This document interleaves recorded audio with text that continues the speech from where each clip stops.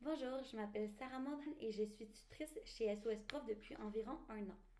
Dans la dernière année, j'ai aidé environ une quarantaine d'élèves et j'utilise l'enseignement en ligne depuis mes tout débuts, donc même avant la pandémie. Le but de mon vidéo aujourd'hui, c'est de donner autant aux tuteurs qu'aux parents et aux élèves certains trucs et astuces pour naviguer le nouveau monde là, de l'apprentissage en ligne. La première étape qu'on doit faire quand on est un tuteur en ligne, on doit choisir l'outil qui nous convient le mieux. Il y a énormément d'outils d'enseignement en ligne qui existent. On a les plus classiques, donc Zoom et Teams. Il y a BitPaper qui est un site aussi intéressant, mais moi, celui que je vais vous présenter aujourd'hui s'appelle LearnCube. En fait, c'est un site qui est gratuit, donc autant pour les parents que pour les tuteurs. C'est un site qui nous permet d'avoir un tableau interactif. Je vais vous démontrer ce qu'on peut faire avec ça plus tard. Puis aussi, une application, pardonnez-moi, qui permet d'avoir une vidéoconférence. Donc, la première étape qu'on doit faire lorsqu'on est tuteur et qu'on veut utiliser LearnCube est bien évidemment de s'inscrire sur le site. Une fois que ceci est fait, on va pouvoir venir planifier nos classes. Donc, simplement en cliquant ici là, que je vous montre, vous allez pouvoir créer votre classe. Ça prend quelques instants faire cela. Puis, une fois que c'est fait, vous avez simplement à envoyer le lien à l'élève ou aux parents, là, dépendamment.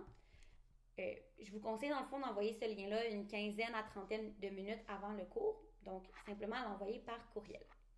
Par la suite, vous avez simplement entré la classe et l'élève va pouvoir venir vous y rejoindre. Pour la suite du vidéo, j'ai demandé à mon élève si elle était à l'aise de venir m'aider à faire la démonstration. Le but de sa participation, c'est surtout de montrer aux parents et aux tuteurs comment, comment les élèves s'habituent à cette application-là, puis à l'enseignement en ligne. Donc, je vous présente mon élève Alicia. Allô? Elle est en Cégep 2 cette année. Donc, ce qu'on va faire en premier, c'est apprendre à utiliser les outils de base sur le tableau. Donc, la première outil à apprendre à utiliser, c'est le crayon.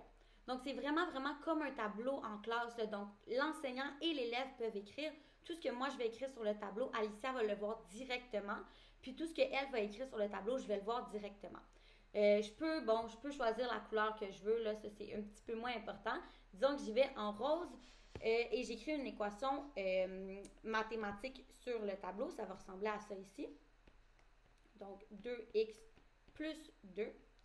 Pour l'instant, moi, je suis en train d'écrire sur ma tablette. Habituellement, je vais enseigner seulement sur ma tablette, mais pour le bien du vidéo, j'utilise aussi mon ordinateur. C'est certain que la tablette est un outil vraiment formidable, aussi pour les élèves qui sont plus jeunes, parce que le crayon interactif leur permet de faire des belles lettres. Par contre, ça se fait extrêmement bien sur l'ordinateur. Vous allez voir Alicia, tout ce qu'elle va écrire, elle, c'est fait directement sur un ordinateur, donc avec une souris d'ordinateur. Donc, une fois qu'on a écrit une équation, si on veut l'effacer, c'est assez simple. On va juste venir choisir l'outil ici qui est la petite flèche, sélectionner ce qu'on doit ou ce qu'on veut effacer, puis faire le petit X ici, là, le petit onglet avec un X.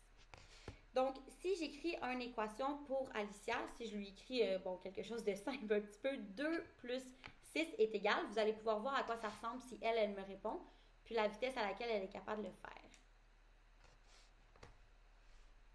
Et C'est voilà. pas un Donc, très beau 8. aussitôt qu'elle le fait, on peut l'écrire. Bon, c'est certain que c'est en ligne, mais on s'entend qu'on comprend super bien ce qui est écrit. Puis c'est ça qui est important. Donc, par la suite, si on regarde, on continue à regarder les outils.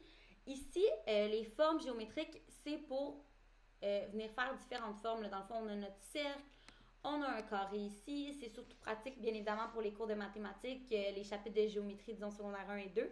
Ça peut être très utile. Par la suite, je vais venir simplement effacer. Donc, ici, l'émoticône que j'ai cliqué, juste ici, c'est pour effacer complètement tout le tableau.